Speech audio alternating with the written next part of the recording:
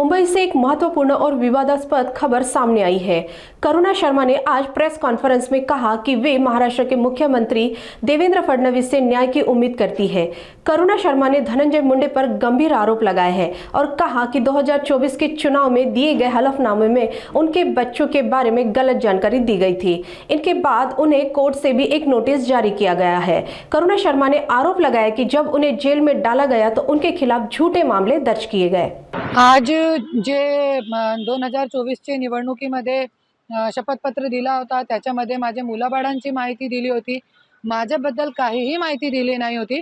त्याच्यासाठी नोटीस बजावण्यात आलेला आहे आणि 24 तारखेला हजर राहण्यासाठी सांगितलेलं आहे ने मी पण हजर राहणार आहे तिकडे। आणि आज रुपालीताई चाकणकर म्हणताय की त्यांनी मला न्याय करून दिलेला आहे।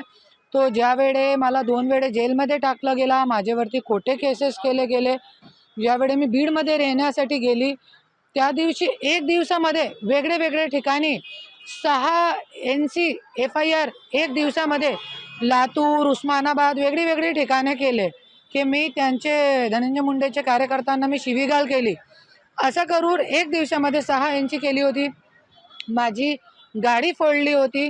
त्यानंतर कलेक्टर ऑफिसमध्ये वाल्मिकरांनी माझ्यासोबत जे मारहाण आणि घाणेरडा कृत्य केला होता त्याच्यामध्ये पण रुपालीताई चाकणकरला वेळोवेळी मी निवेदन देत आहे, तरी पण त्यांनी आजपर्यंत काहीही कारवाई केली नाही।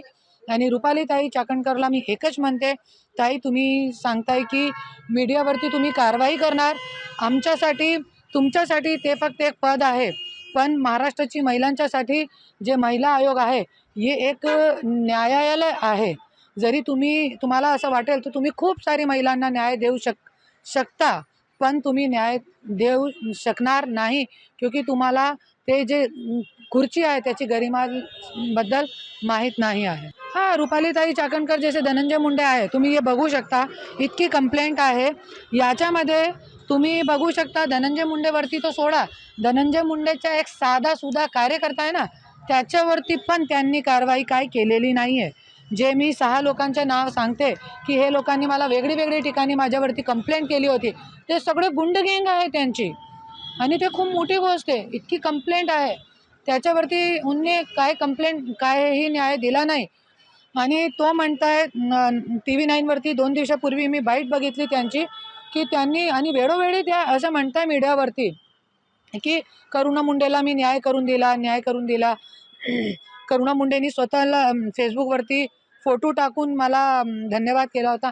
हाँ, मी एक साधीसुधी महिला आहे, धन्यवाद केला होता। आता पण माझे फेसबुकवरती तुमची फोटो आहे, पण ज्यावेळी तुम्ही मला बोलवून घेतला होता महिला आयोगमध्ये तो मला तुम्ही शब्द दिला होता धनंजय मुंडेवरती मी कारवाई करणार, पण तुम्ही कारवाई धनंजय मुंडेवरती नाही केलेली आहे। ज्यांच्यावरती जे मेले माझे 40 लाख रुपये खाऊन गेले होते संगमनेरचे, त्यांच्यावरती पोलीस अधिकाऱ्यांनी ऑलरेडी कार्यवाही केली होती, त्याच्यावरती तुम्ही कारवाई केली, पण धनंजय मुंडेवरती त्यांचे कार्यकर्त्यांवरती आजपर्यंत काही कारवाई केली नहीं है। देवेंद्र फडणवीस जी, मुझे तो नहीं लगता कि वो धनंजय मुंडे को बचाएंगे, क्योंकि आज बीजेपी को किसी की ज़रूरत नहीं है। बीजेपी इतना बड़ा पक्ष है और जिस तरीके से वो एकदम सगळ्यांना उचलून देवेंद्र जी सगळे धनंजय मुंडेची जे गुंड गँग आहे, देवेंद्र फडणवीस साहेबांच्या काम करण्याची जी पद्धत आहे ते खूप वेगळी आहे, मी बघितलेलं आहे आणि महाराष्ट्राने पण बघितलेलं आहे 2019चे इलेक्शनमध्ये। तो त्यांची थोडी कार्य करण्याची जी पद्धत आहे ते वेगळी आहे। सांप भी मर जाए लाठी भी ना टूटे, ऐसे आमचे देवेंद्र फडणवीस साहेब आहे आणि त्यांच्याकडून मी न्यायाची अपेक्षा करते।